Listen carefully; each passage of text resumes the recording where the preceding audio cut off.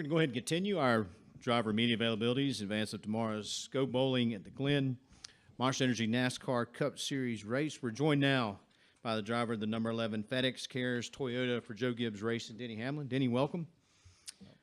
Before we open it up to our media, you've got a special FedEx Cares paint scheme this weekend. Can you talk about the cause behind it and also the fun program that you're doing to support it tomorrow? Yeah, it's part of FedEx Cares initiative. We talked about 4 or 5 years ago. You've seen FedEx Cares on my car for the last probably 3 or 4 years at least, and that was about donating $200 million to 200 different communities by 2020. And as you know, we're getting towards that, and they've already completed that goal 6 months early. So, their 50th anniversary is coming up in 2023, and their next initiative is amongst, writing a big check like they always do to different charities and worthy causes. It's trying to affect 50 million people by 2023. So that's the biggest thing, is that they're trying to get to where they can affect people, and amongst other things, great things that they've done in years past. Excellent. We'll open it up to questions. We'll start with Reed, then Nate, then Bob. Reed Spencer with NASCAR Wire. With the increased downforce and the greater speed that you're carrying through the corner here, does that change significantly the way you drive the track, or is it business as usual? It'll be business as usual. You'll be able to go into the corner slightly further than what you were before, simply because you had the bigger spoiler there to slow you down. So I think that brakes won't be as big of an issue. I know last year they were a little bit of an issue for us. So certainly I think should be better in all this year. We'll go to Nate and Bob. Nate Ryan, NBC Sports. Denny, I can recall there was a time at Martinsville when you used to say that you benchmarked your performance solely off like the 24 and the 48. And I would think like these days, Talladega, Daytona, there's like people probably look at like you and Keselowski, Logano as the best drivers there. At road courses, like, can you do that? Can you benchmark off who the best guys are? And like, who would you put on that list? Would that be like you and Truex, Kyle, Keselowski? Like, would that line up? Yeah, I think my teammates is kind of the benchmark, is what I've seen. And this is over the last, call it 3 to 4 years at least. Certainly, I know that, if I benchmark myself off of them in practice, I know they're going to be in the top 5, especially on speed. That they might not finish there, but they're going to be there on speed. So it's a good way for me to kind of judge kind of where I'm at and where I need to work. So the 18 in particular has been super fast at this particular racetrack, even though he hasn't won as many times as what you would think. So the 19 has just been extremely good on road course finishes as well over the last handful of years. And so he hasn't always shown lightning fast speed in practice, but he's shown it in the race. So certainly I've got teammates that I'm going to be looking at for sure. We'll go to Bob and then over to Mike. Bob Pockris, Fox Sports. The inner loop here, to win a race, do you just have to be good there and not make mistakes? Do you have to be great there? How do you look at that part of the track in reference to what you need to do there to win? Well, it's not a passing zone on the exit of it. I mean, if you're talking about the actual bus stop or inner loop, when you're switching back left and right there, it's not actually a passing zone. So you either need to be good getting into it, or you need to be good off of turn 5, the carousel there. So it's just not many passes are made on the exit of bus stop. It's more about being a place where you don't want to lose a lot of time and make a lot of mistakes. If you do lose time, you're liable to get passed by someone entering turn 6. So it's a place where you can make up time, but it's not going to be a passing zone. You're really just setting up for a couple passing zones, which is into 1, really into the bus stop, into 6, and into 7. So that's pretty much all you got. We'll go over here to the left to Mike and then to Lee. Mike Massey, front stretch. Denny, you and Jimmy Johnson had in common that you both started the year with rookie Cup crew chiefs. yours has worked out really well, his not so much.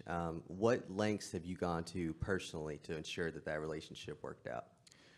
Yeah, I mean, I think that, he really cut his teeth in the Xfinity Series, and it's been kind of the way JGR has groomed their crew chiefs for many, many years is to send them, they start in Cup in the engineering side, they go down to Xfinity, work for a couple of years, and then come back up to Cup as a crew chief. So you learn team management. I think you learn about getting through the tech process, managing the pit crew, things like that. So it's things are slower paced in the Xfinity Series than what they are in the Cup Series. So it gives them an opportunity and primes them for those opportunities. So I think that for whatever reason, it's just worked out with Chris. I think we worked extremely hard on communication and information to make sure that we continue to get better as the season goes on. And that's what, I'm excited about is, Pocono is the first racetrack we went back to twice. And so I trust that, like, when we go back to racetracks for the second time, he makes proper adjustments. And that's what's gonna make him great for years and years. We'll stay right here in the middle to Lee. Lee Spencer, RacingBoys.com. You're talking about going to tracks second time. Michigan fits into that category. What did you learn in the Irish Hills in June that you can take there next weekend? Well, I'll tell you, we didn't race well there. That was probably one of our worst, mile and a half or 2 mile racetracks of the year. We just didn't. I think I qualified up front, battled for the lead early, and then once I lost track position, it was over. It was just kind of like a train of cars.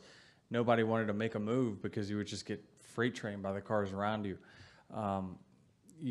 Really been working hard with NASCAR over the last couple weeks or so on that racetrack, trying to get another groove built into the third groove up top. So I think if you start to widen that racetrack out, I think the racing starts to look a little different there. But certainly, I don't think Michigan turned out anything like us or the fans were hoping for when we had that race. But there's no doubt our past at that racetrack, even in June, has no bearing, I guarantee you, on how we go race there here in August. So I'm looking forward to it.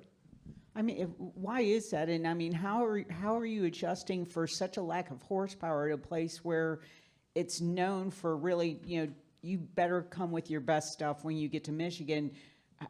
Where should we look at? What will we look at as far as change goes there? Well, you can make up for the horsepower, or if you have more horsepower, you can put more downforce in your car. And I think that's the one good thing that has come out of. Well, not the one good thing, that sounds bad, but with the rules package being different and so much downforce, teams have had the option week in, week out to either apply more downforce if they would like, or apply less drag if they would like. And so you haven't seen a whole lot of infractions, body infractions, people trying to get every bit of downforce out by putting things in the car that shouldn't be there. So it's been pretty good as far as the tech process, I thought, this year. And I think that really, if you are lacking in the engine department, you just have to make up for it by trimming your car out a little bit more on the drag side. So you can balance it out. It's crazy. You can literally make your car a pole-winning car or 20th place car with just a few adjustments. We're going to go to Dustin, and we'll finish up in the back. Dustin Long, NBC Sports. You've been credited by people in NASCAR for your work with helping tracks and the sport with the traction compound, and I think you were given a lot of credit for what you did at Pocono and involved with that, and I know that's a passion for you. We're seeing it done at particular type of tracks, mainly the SMI tracks. I think there's been some questions about some of the ISC tracks. You even mentioned Michigan there. Are you able to kind of work more with that community to kind of help them be more open to that idea? Because it seems like there's a divide there between what the ISC tracks and the SMI tracks do. Yeah, it might be more coincidence than not. I think that next up on the list, and when I looked at the schedule and talked with NASCAR about it, is Phoenix would probably be the next candidate for it, and that's an ISC track. So I think we might try something there later this year. So yeah, just trying to get it right. I mean, obviously it's really, really tough for NASCAR because they're not in the cars, and even though they can kind of see the race and how it plays out, we as drivers know where the extra lane is that we can't use. And so it's kind of been up to me and some of my other peers to, really the sharing of pictures, videos, things like that. Since I can't go to each racetrack, it's really been helpful to kind of, okay, set the cones out where you think you're going to spray and drag. Okay, move those. You got to move the cones this way or that way or further or shorter.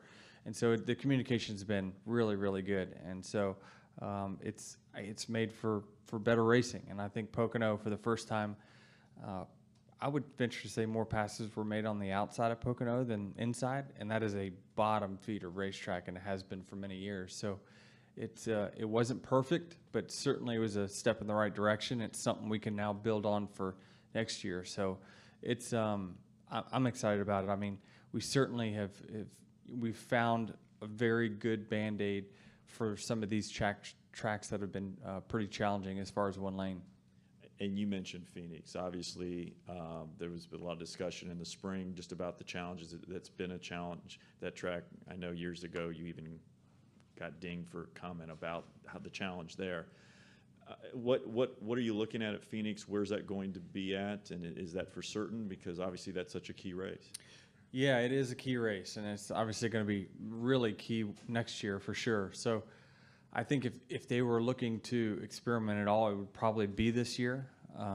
If they didn't do it this year, I'd find it hard to believe. Well, maybe they would do it in the spring, but maybe in the third lane. And the third lane can be defined in many, many different ways, but the goal has been with it is to not put it in the second lane where you have a Michigan type effect where it becomes the total primary groove and nobody can run on the bottom because they'll get freight trained. So you try to put it in the third lane to then give someone the option to run a shorter distance and maybe either slide up into the sticky stuff or you use it to the outside. If people run on the bottom, the normal groove, it gives them an extra lane to go up there and make passes on the outside. So it's not meant to be the primary groove. It's just meant to be an option when you need it.